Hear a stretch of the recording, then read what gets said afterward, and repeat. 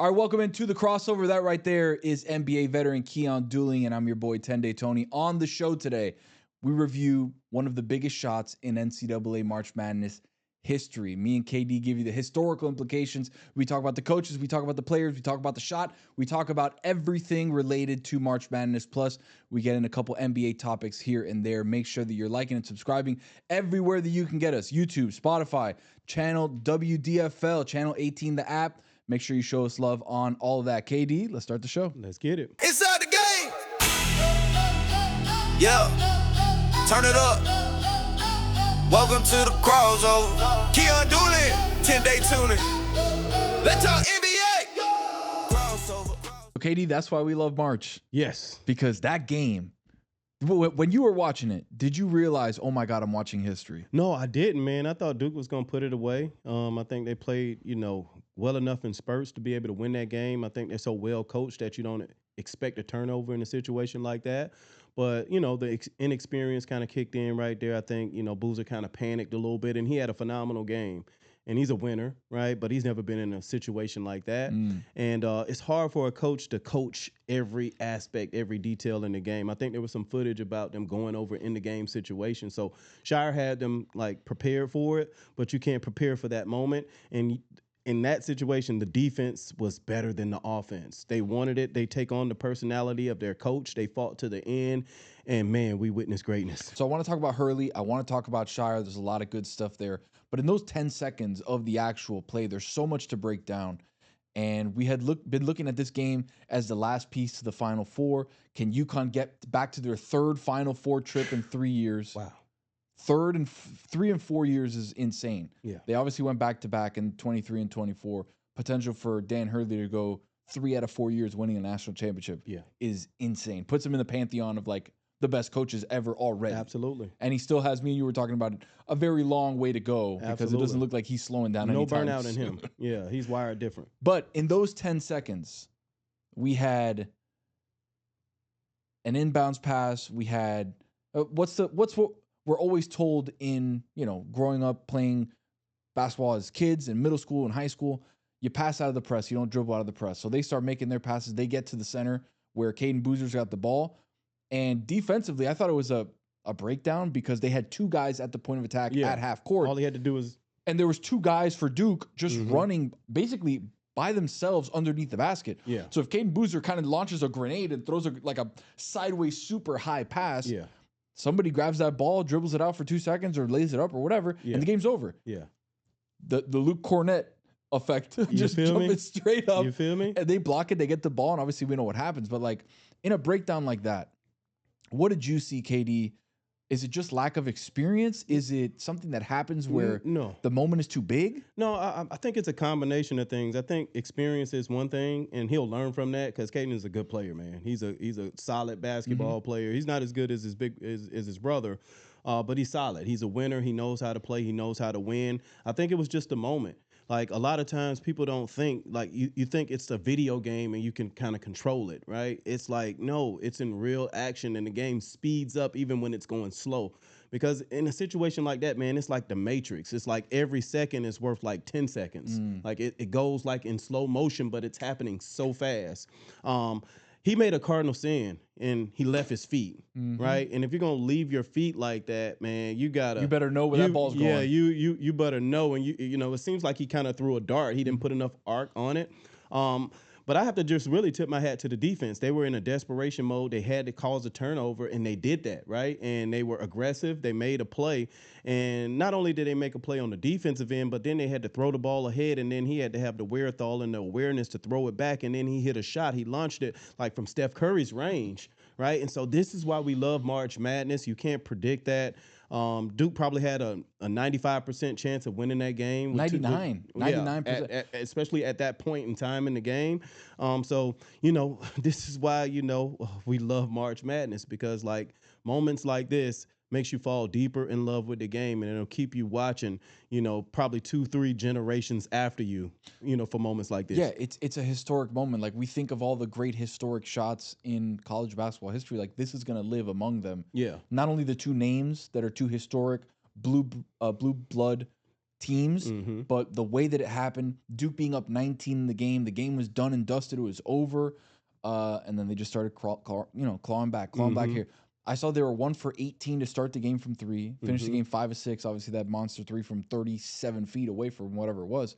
But it's like you've been on those teams in those games where you got a big lead, and then all of a sudden they start kind of clawing back, and then the momentum starts shifting, and you can feel the momentum shift is a tangible one because you start looking at the clock and then, wait a second, they're up. Oh, we're only up 6 now. Oh, we're only up 2 now.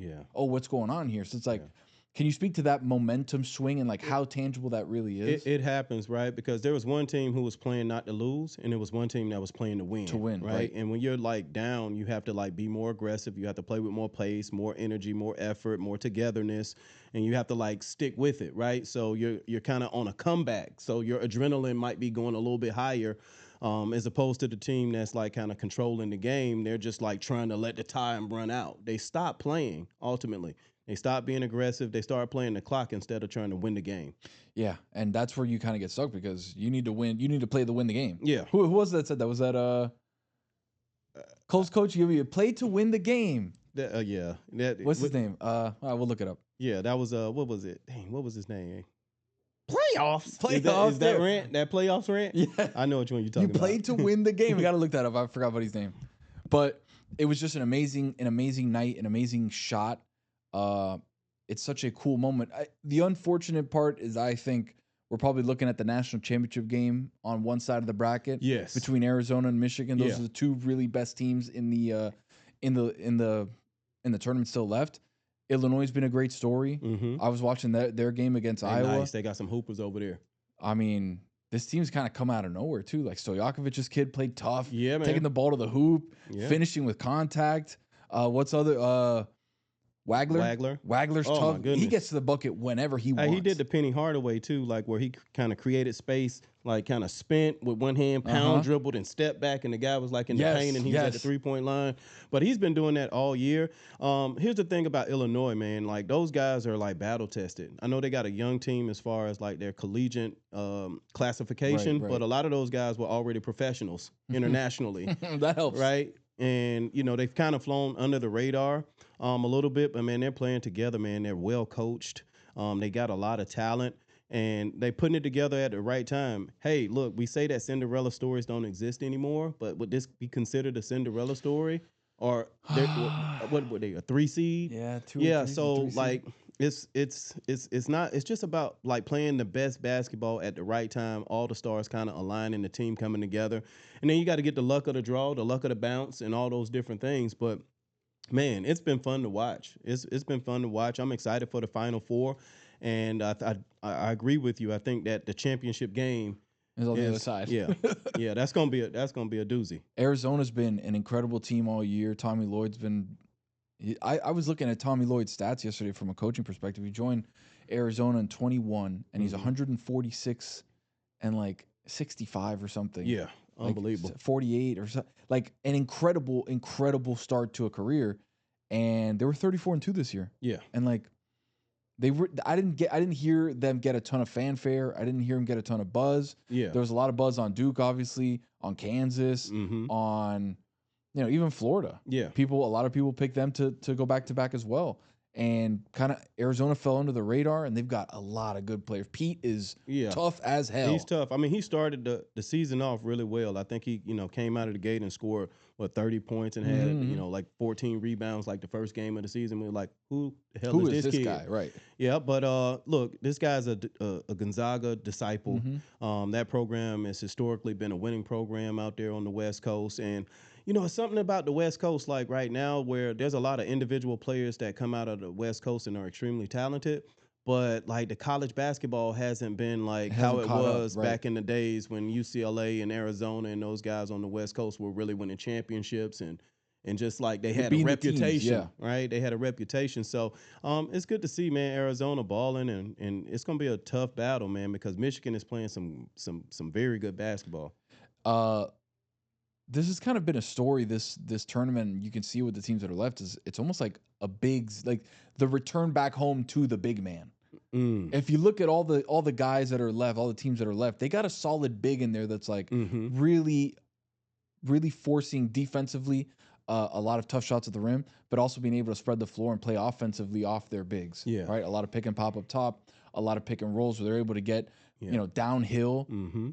The NBA, college, high school, even back, to little kids, AAU ball has been so guard dominant for the last, 10 years, 15 years? For sure. And when the game changed, when the rules kind of shifted a little bit. And it seems like we're getting back to big men mattering again. I miss big men, being able to get the ball on the post. Like we haven't seen a Hakeem the Dream Olajuwon. We haven't seen a big man who can just work. I mean, Joel Embiid, but he's been unhealthy a lot of times. But even a lot of his stuff is like, off the bounce, it's off the dribble, it's off the logo post. Like, I miss seeing like big men back to the basket, traditional big men.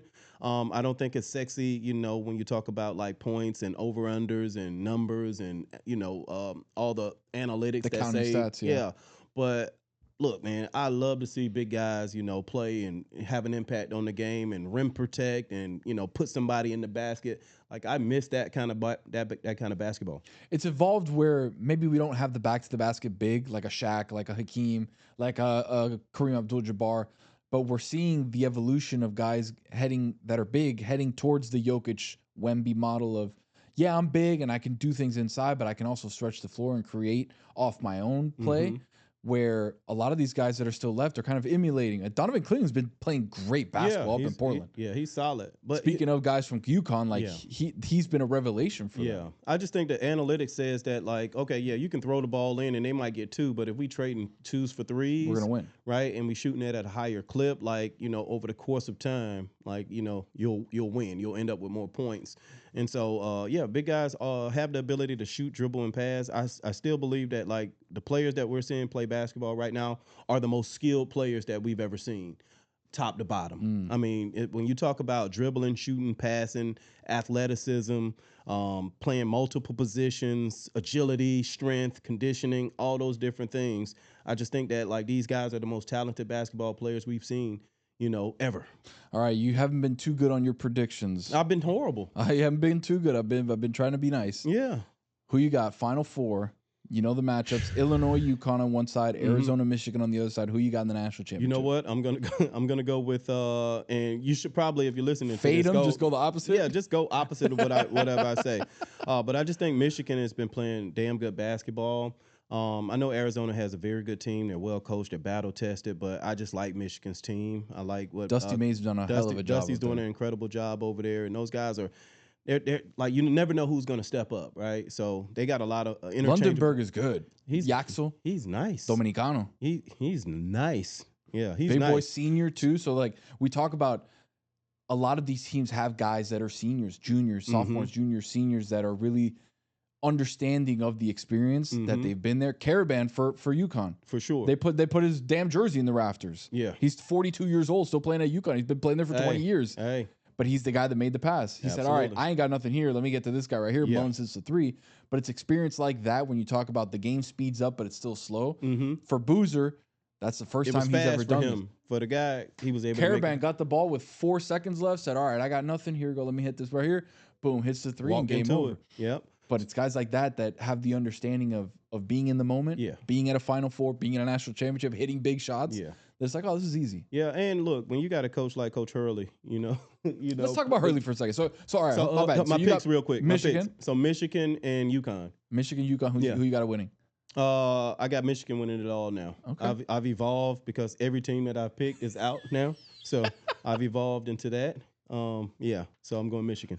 I'm gonna go Michigan, UConn as well, with Michigan winning. I had Michigan winning from the jump. I had Arkansas beating Arizona, but Arizona's been so good, so I would not be mad if they win, because they've been truly deserving of everything they've had. 34-2 in the regular season. They've had a great season, man. I tip my hat to all these young guys, man. They put in college basketball, like they upholding the standard of March Madness. Especially when everything has just been so focused on one and done guys, on all right, how quickly can you get to the league, where you're seeing guys actually develop. Yeah. Which is used to happen at one school, right? You'd see a guy who is there for 4 years and has had the, run to the Sweet 16 as a freshman, but then fought hard his sophomore year, but then made the Elite Eight the next year, won a national championship. Like that aura building, that legacy building at a school doesn't really happen anymore. Yeah. Because usually if you're a senior in college, you maxed out. Well, the There's not really transfer much. portal really helps with that. And just because a kid transfers schools doesn't mean they're not still getting development, right? And, coaches, there's a lot of different philosophies. There's different opportunities. And then also guys get better as they get stronger, as they get, like, more hungry for it, and their time window starts running down, like, they get better. And, like, it's a part of the game now. Like, the transfer portal is here, and I don't think it's going anywhere. But, yeah, man, it's just been fun to watch. And your body changes too, right? Like For you sure, come you in get at stronger. 18 and all of a sudden you're a 22-year-old man. Yeah. That 4 years of development, And mentally, physically. And they're making money now. So they're not just eating McDonald's, or they're not just eating in the cafeteria. Like, they have the resources to be able to eat shit for, food from chefs and nice restaurants, and, be able to rehydrate and be able to get the protein that they need, and be able to Be a get professional. normal That's what you are. techs, and, Yeah. be able to recover and things like that. So I think the players are taking it serious. I don't think that the players are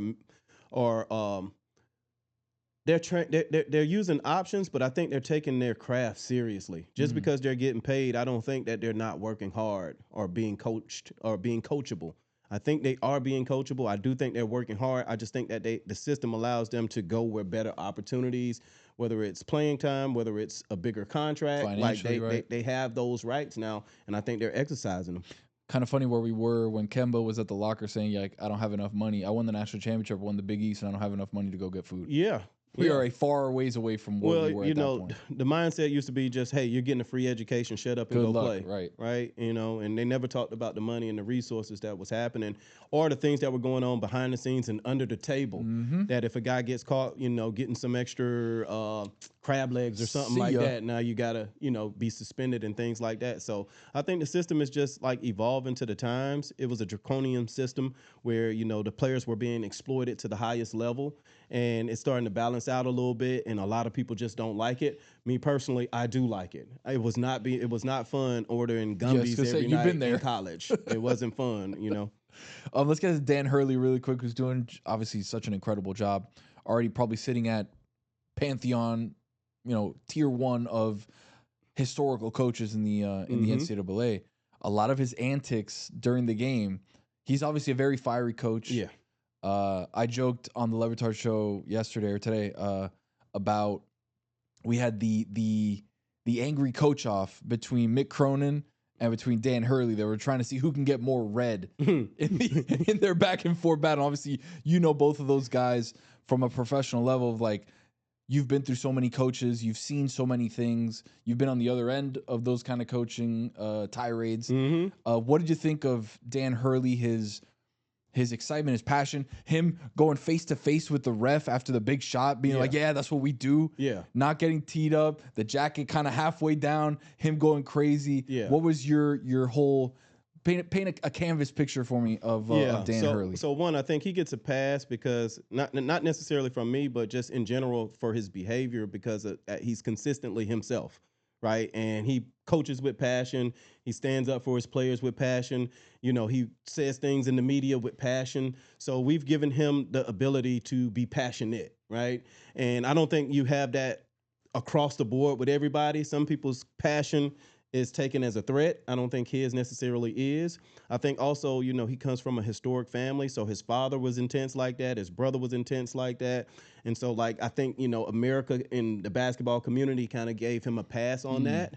I don't believe that a lot of coaches would have been able to get away with going face to face, with an official. In that moment, I definitely don't think a player would have been able to get away with going face to face with the player for that. So I just want to make sure that if we're going to have grace for him, we got to have that grace across the board when somebody else has an emotional standoff, and that we don't take it as a threat or take it as a negative thing. Like, we give him a pass for that, and I just think that if we're going to give him a pass for that, just because of his resume, then we're going to have to be more sensitive when other guys have emotional moments as well. Yeah. And you could see how one way it gets painted as passion and the other color could be aggression. Oh, yeah. Depending on who it is, right? It's about perspective. and things like that. But I'm glad that the official, man, like I said, I tip my hat to the official because he Knowing could the have made moment. that. Yeah, he understood that moment. He understood that, like, he showed so much poise. And he should be commended for that because he could have Totally done agree. something that, like, could have controlled the game, and then the players in that play could have went away. Totally agree. But yeah, man, like I said, man, the emotions that I saw not only from UConn in that moment and how it came out for their team, but also like to see the Boozer brothers and Puffy Eyes crying and things like that. They haven't necessarily been in a position where they've ever really lost. No. Right? No. So this was unfamiliar territory on this level for them, on any level for them. But I still feel like, they handled it with grace. He still showed up to the mic. He took responsibility, and I think he put maybe too much responsibility on himself. It happens in basketball, and that's why we love it. It was an incredible game. Going to be an incredible Final Four and championship game, so we're super dialed in on that. Let's get to the remaining time of the show here, a little NBA let's talk conversation. Yes, Where do you sir. want to start with? So we had an incredible game last night between OKC and the Knicks. We had the Celtics get a win without Jaylen Brown. Yeah. Like there's a lot of little things where to you go want to through. start? I mean, I wanted to start on something off the board there that I didn't mention that was historic. We had the Toronto Raptors score 31 unanswered points against the Orlando Magic. Yeah, man. That has never happened before. Obviously, you've got your Magic jersey right behind you. I don't know if I can switch it over there. Yeah, it's still over there. It's still there. I didn't know if it had turned to 31. Yeah, but it for still sure. says 5. Okay, good. For sure. 31 straight. Have you ever been a part of something, not to 31, but where you've been on the opposite end of a run going like that that's been crazy? Yeah, I mean, you try and block those moments out. They do happen. Like sometimes, like, you just don't have it as a team, and the team just kind of runs it up on you. I remember being on the giving end of one of those, like when we played the Wizards my rookie year. We were down almost 25, 30 points, and we ran, kind of walked them down and won the game, and it sparked Michael Jordan to come back out of retirement, right? That next season, right? I'm not saying that did it, but like I have been on that end of it. It's surprising, man, to see like all the scoring and all the players and all the talent that Orlando has to go 31 unanswered points. Not a free throw. Throw. So it's something that's going on, something that's brewing there. There's some type of disconnect. I don't know if it's not a talent thing because they got a lot of talent. I just don't know if they have like a cohesive unit. I don't know if they're buying into Coach Mosley and what he's trying to preach. I don't know if Paolo is, upset with his role or wants to do more. And, I'm not sure what it is. Of course, they've had some injuries as well. But like 31 unanswered points, man. I've never seen that before. I mean, I figure Coach Mosley would have gotten ejected, would have gotten on the floor, would have tackled somebody. It just, you don't even hear that happening in little league, like little bats, like the JCC or the YMCA. Like that does not happen anywhere at any level. That's tough, man. And for that to happen in the NBA, I thought it was crazy. The Raptors are in an interesting situation. Orlando's in an interesting situation. Playing team, can they rise above that? You got the Hawks that are playing great basketball too. So there's like a lot happening in that middle tier of the Eastern Conference. Speaking of somebody on the upper end of the Eastern Conference, took an L last night to the Oklahoma City Thunder. Yeah, the Knicks are 0-5 against teams that are at the top of both conferences. 0-5. That sounds about right. How do you feel about the New York Knicks right now? Because we've been talking a lot about the Celtics. We've obviously talked ad nauseum about the Detroit Pistons and their situation without Cade at the moment. But the Knicks are kind of there like, all right, they made the Eastern Conference Finals last year. They're a team that can surprise people given the right matchups, and they just can't win the big games against these teams that are ranked number one. I think they're right where they're supposed to be, right? What are they, third in the West? I mean, third in the East? yeah. Yep. So like they're kind of right where they're supposed to be. I don't think they're better than Boston. Like Detroit is a little bit different now because without Cade, like the Knicks can clip them. I believe the Knicks can clip them if they're healthy enough and Cade's not back, or if he's trying to get back healthy and he's not at 100%. They can do some damage. I still don't think they're playing their best basketball. I still really don't feel like they've really truly gelled and all put it together at the right time. But I believe that's when the experience of the playoffs kind of kicks in because they have had playoff experience now and they have been together for at least 2-3 years now, I think they'll be more equipped and more focused in the playoffs. Sometimes in the regular season, like, people worry about their numbers. They worry about like a lot of the stuff like that doesn't matter. When the playoff starts, like nobody really cares about how many points you score, how many rebounds you have. It's what can you do to help your team win the game and advance to the next round. So I think they're right where they're supposed to be. I don't think they can beat the Celtics, but like with Detroit without Cade, they can potentially beat them. We're looking right now if the playoffs started today, Atlanta, New York first round matchup. Ooh, see, they might not. Shout out to Quinn Snyder. He just got his 500 win of his NBA coaching career. Atlanta is dangerous, man. Toronto is dangerous. What are they, 16 and 1 their last 17 like that, games? man. They are, and they're playing like beautiful basketball. And every night is somebody different, with the exception of like JJ. JJ is like every night he's there now. He's arrived, right? He's arrived. Like I'm sure in the rankings next season they'll probably have him in the top 15, top 10 players in the NBA easily. He's that good. Trending towards being an All NBA player. Absolutely, he absolutely is. So yeah, the Hawks are very dangerous, but. It's still the Knicks. That would be a hell of a first round matchup. Yeah, Knicks Atlanta. Yeah, it'll be tough because I just don't feel like Atlanta has anyone who can really derail Brunson from getting his shot. Like he really even Dyson. Dyson, yeah. Even Dyson. Dyson is a very good on the ball defender, is one of the best in the game. But like Brunson, it doesn't matter how good you are on the ball. Like he's not big enough. Like Brunson, like he's able to get into your body and create space. And he's like in the playoffs, like his game goes up here. Like he is something when it's all on the line. No JB last night. Boston beat the Charlotte Hornets, who are another fun team sitting at right now in the play-in at number 10. They'd be playing dangerous too. That's a good squad. We talked about it. They don't really have anybody from a team perspective that has even been in the playoffs before. Right, like they're such a young team. Yeah. Lee as a coach has been a part of staffs, but hasn't really been the guy. And it's completely, it's a completely different game in the playoffs. Yeah, like the game is just so intense and so just a different atmosphere. I'll tell you what, if you at that 7th spot in the play-in, man, you want to avoid Charlotte at all costs. You hopefully you hope that they either move up or you might try and quote unquote tank to avoid them because like they are a very dangerous team, especially in a 1-2 game situation. And the Celtics, no Jaylen Brown. Yeah. Jayson Tatum. It's okay. Did his thing. Yeah, it's okay. Look, here's the Boston's thing. sitting at 50 and 24. Man, JT is getting healthier. I mean, it's still JT. Like for some reason, I don't know if it was because of the Olympic experience. We've kind of like forgotten how good he's been throughout his career. But like he's 32, 8 and 5 by the way last night. Yeah, and the way that he was getting them, he was getting them on all 3 levels. And 50% from 3, 50% from the floor. Getting to the cup, if you're going under, he's knocking it down, getting to the line, playing, well on the defensive end, rebounding the ball, getting assists. Like JT is getting more and more healthy. You can give JB a little bit more rest, and the Celtics are going to be very dangerous, when these playoffs start. Pritchard with 28, 6 and 6. Yeah, that doesn't surprise me. Pritchard is probably the most underrated point guard in the league right now.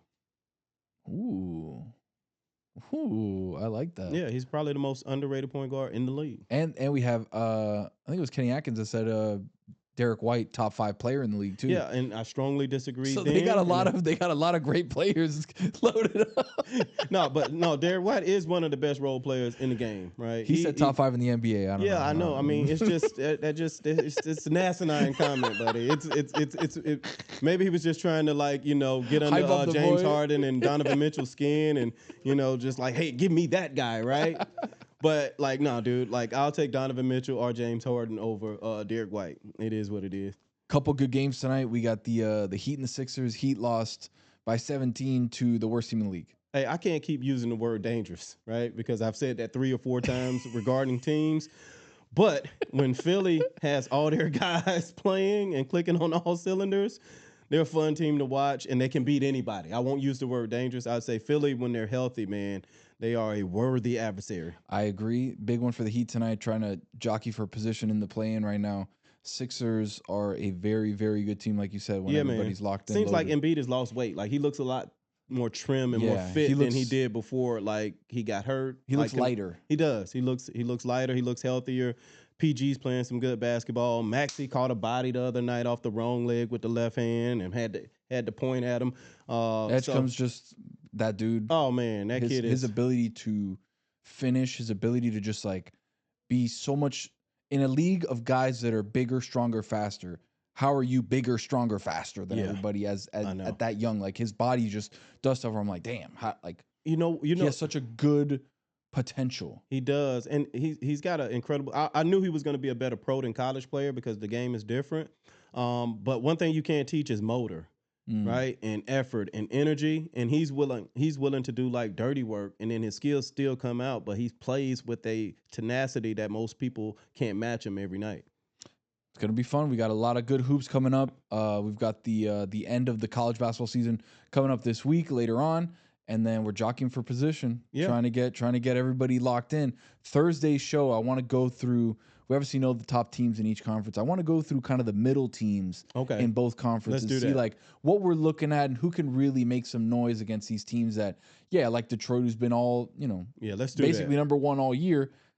They're not that team anymore in the conference, and I feel like there's a couple teams in the mix that can kind of pick them off. So check us on the Thursday show. We'll be breaking down some of our contenders or pretenders in the middle tier of the Eastern and Western Conference. But with all that, KD, got to make sure that they show some love to Spotify. Yes. If you're listening to us on podcast, give us 5-star rating. Go review it. Go share it. Go do whatever you got to do. On YouTube, make sure you're subscribing and liking everything that we do. Hit the little bell with the notification on, so anytime we drop any new content, you guys are watching it, you guys are loving it. And also download the WDFL app where you can watch us on TV. Even though you're watching us on YouTube, even though you're listening on Spotify, now you can watch us on TV if you're local.